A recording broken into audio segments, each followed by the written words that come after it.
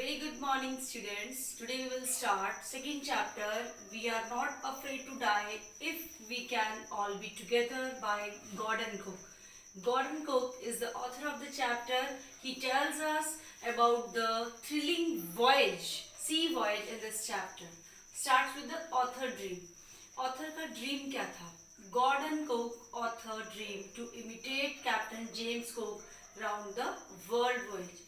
इसमें जो James cook है उसको इमिटेट करना चाहता था गॉर्डन कुक कि जैसे जेम्स कुक ने राउंड द वर्ल्ड की पूरी वॉयज की थी, सेम एज वो भी ही want to duplicate the same.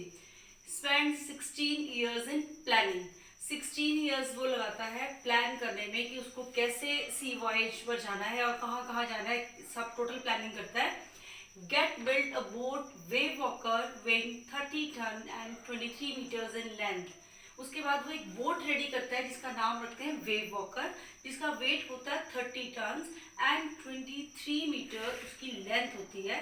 Test the boat for month. उस बोट को रफेस्ट वेदर में वो चेक करते हैं कि वो कहीं रास्ते में कहीं प्रॉब्लम क्रिएट तो नहीं करेगी। Begins the journey from Plymouth, England in July. जुलाई में इंग्लैंड के प्लाईमाउथ से वो अपनी जर्नी बिगिन करते हैं कैप्टन गॉर्डन कुक। अब कौन कौन होता है? 1976 की बात है जिसमें उसकी वाइफ मैरी होती है जिसकी एज 37 इयर्स होती है।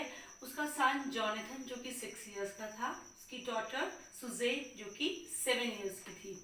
फर्स्ट फेज जो स्टार्ट होता है, स्टार्टिंग जर्नी कैसी होती है? Smooth journey till Cape Town. Cape Town तक उनकी जर्नी बहुत स्मूथ चल रही होती है, कोई उनको प्रॉब्लम नहीं आती। Heirs 2 crewman. वहां से आगे वो 2 क्रूमैन जो बोट को चलाएंगे, लैरी विजिल एंड हर्ब सेजलर जो है उनको हायर करते हैं, उनको साथ लेते हैं। And ready to go through the world's roughest sea. और वो वर्ल्ड के सबसे जो रफेस्ट सी है वहां जाने की जो अपनी जर्नी है उसको स्टार्ट करते हैं। Encounter strong wind and huge waves. अब जब रफेस्ट सी में वो जा रहे हैं तो ऑब्वियसली बड़ी बड़ी जो स्ट्रॉन्ग विंड जो है, तेज हवाओं का, बड़ी बड़ी सी वेव्स के, बड़ी बड़ी लहरों का उनको सामना करना पड़ेगा। Wave as high as 15 metres, 15 metre की हाई जो थी वो वेव्स थी, सी की जो लहरें थी। Celebrated Christmas. फाइनली क्रिसमस जो आता है 25 को, वो लोग क्रिसमस सेलिब्रेट करते हैं। Weather continues to be rough. अब रफेस्ट उस पर गए हैं वो सी पर, तो ऑब्वियसली जो वेदर है वो सपोर्ट कर भी सकता है, नहीं भी कर सकता।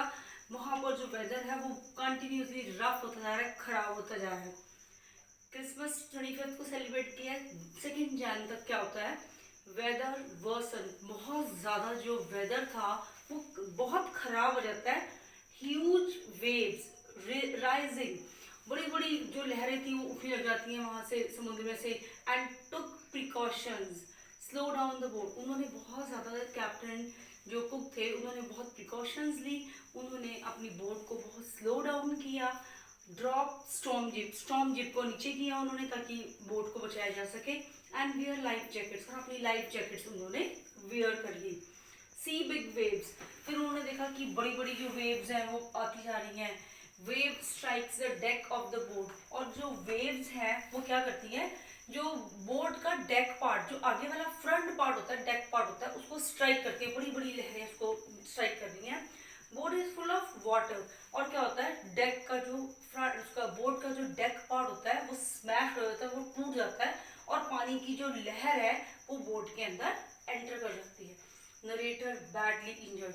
नरेटर बुरी तरह से इंजर्ड हो जाता है, पानी की लहर जब आके उसमें एंटर कर जाती है वो कहीं जाके बोट में लगता है, बहुत इंजर्ड हो जाता है। Head smash on the wheel. जिस व्हील से वो कंट्रोल कर रहा होता है उस व्हील के ऊपर उसका जो हेड था वो जाके जोर से लग जाता है। Regains consciousness. थोड़ी देर के बाद कॉन्शियसनेस को होश आती है। उसकी जो लेफ्ट जो थी रिब्स थी, लेफ्ट रिब्स क्रैक हो जाती हैं, टीथ उसके टूट जाते हैं और उसका मुंह के अंदर पूरा खून भर जाता है, मतलब बहुत ज़्यादा उसकी हालत खराब हो जाती है। Larry and Herb busy pumping out water like madman. Larry और हर्ब जो बोट में पानी भर गया उस पानी को पागलों की तरह बाहर निकाल रहे होते हैं। Narrator somehow reach the children's cabin. अब जो गॉर्डन कुक है वो एनी हाउ कैसे भी उठता है, थोड़ी हिम्मत जुटाता है, रिब्स उसकी क्रैक हो चुकी है, मुंह में उसके दांत टूट चुके हैं, खून आ चुका है, फिर भी वो बच्चों के रूम तक उनको देखने के लिए जाता है। Suzanne, huge bump on his head, जो सुजेन होती है उसके एक इतना बड़ा बम्प पड़ जाता है हेड के ऊपर। Narrator didn't have time to worry, अब नरेटर के पास इतना टाइम नहीं होता कि वो उसकी अपनी डॉटर की उस जो हेड पे इतना बड़ा बम्प है उसको देखे।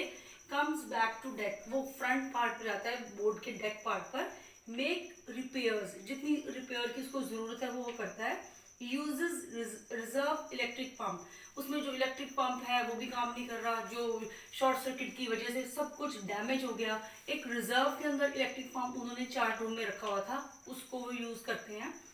water level control, finally anyhow they control water level and Suzanne injuries worsen, Suzanne की जो इंजरीज है वो बढ़ती जा रही हैं।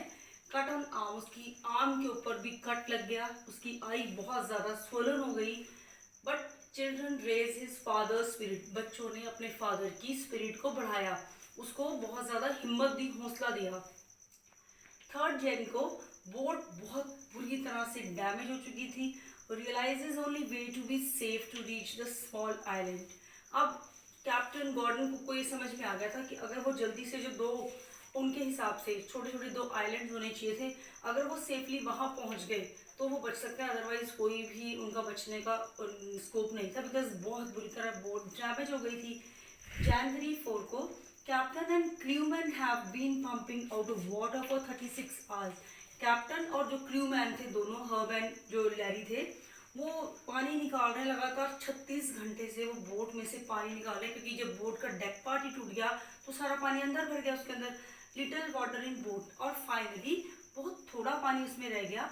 Moves in direction of island, अब उनके पास कंपास नहीं थी, वो अपनी आइडिया से, कैलकुलेशन से उस आइलैंड की डायरेक्शन में अपनी बोट को लेके जा रहे थे। ब्लैक क्लाउड्स अगेन, दोबारा से उन्होंने क्या देखा, उनकी प्रॉब्लम और वर्सन हो गई जब उन्होंने ब्लैक क्लाउड्स को देखा। People on boat become tense, जितने भी लोग बोट में थे वो बहुत ज़्यादा टेंस हो गए। कंडीशन वर्सनिंग, और जो हालत थी वो बहुत ज़्यादा खराब होती जा रही थी।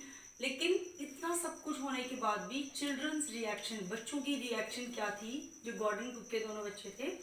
जॉनथन जो कि 6 ईयर्स का है, शोज इमेंस करेज, बहुत ज़्यादा हिम्मत दिखाता है वो अपने फादर को, कंसोल करता है अपने फादर को, क्या बोल के, we are not afraid to die if we can all be together. वो ये सेंटेंस जो है ये उसके सामने जॉनथन जो कि 6 ईयर्स का, उसने कहा कि हमें कोई भी डर नहीं है अगर हम सब साथ हैं।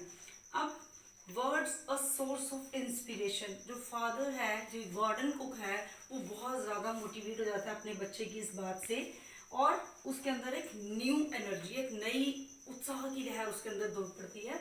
वे वॉकर फाइनली सर्वाइव, अब बताया हुआ है कि फाइनली जो वे वॉकर है वो कैसे बचती है और फाइनली वो कैसे सर्वाइव करते हैं सारे के सारे उस स्टॉर्म से। Captain works on wind speed, एक कैप्टन है वो विंड स्पीड पे काम कर रहा है और वो कैलकुलेशंस चेक कर रहा है, कैलकुलेशंस किस चीज़ की, कि वो सही डायरेक्शन में जा भी रहे कि नहीं जा रहे। लैरी एंड हर्ब को वो इंस्ट्रक्शंस दे रहा टाइम। लैरी को उसने कहा कि 185 डिग्री के डायरेक्शन पर उसको स्टीयरिंग को घुमा दे, क्योंकि उसको आइडिया है कि इस साइड पे, इस डायरेक्शन के अंदर आइल्स आर्मस्ट्रॉन्ग जो एक साइंटिफिक सेंटर भी है वो वाले आइलैंड पे वो जा रहे हैं। फील्स टायर्ड, बहुत ज़्यादा एग्जॉस्ट हो जाता है, उसको इतनी चोटें लगी हुई हैं, इतनी इंजरी उसको आई हुई हैं, उसकी रिब्स भी क्रैक हो चुकी हैं, वो बहुत टायर्ड हो जाता है, थोड़ा रेस्ट करता है, उसकी आंख लग जाती है, वो सो जाता है। And woke up at 6 PM, उसकी आंख खुलती है शाम को 6 बजे, और उसका आइडिया था कि हम 5 बजे उस आइलैंड पर पहुंच जाएंगे, और उसको लगता है कि कहीं ऐसा ना हो कि आइलैंड पीछे रह गया हो। लेकिन तभी किड्स जो है उसके calls him best dad in world and the captain, उसके जो बच्चे हैं वो आते हैं उसको ये कहते हैं कि वो संसार का सबसे बेस्ट डैड है और एक अच्छा कैप्टन है। फाइनली रीच एट आइलैंड, और फाइनली वो आइलैंड जहाँ पर उनको जाना था वो वहाँ पर पहुँच जाते हैं। जो आइल्स आर्मस्ट्रॉन्ग जो साइंटिफिक सेंटर है उस आइलैंड पर वो पहुँच जाता है और लोग उनको वहाँ वेलकम करते हैं। And the chapter ends here.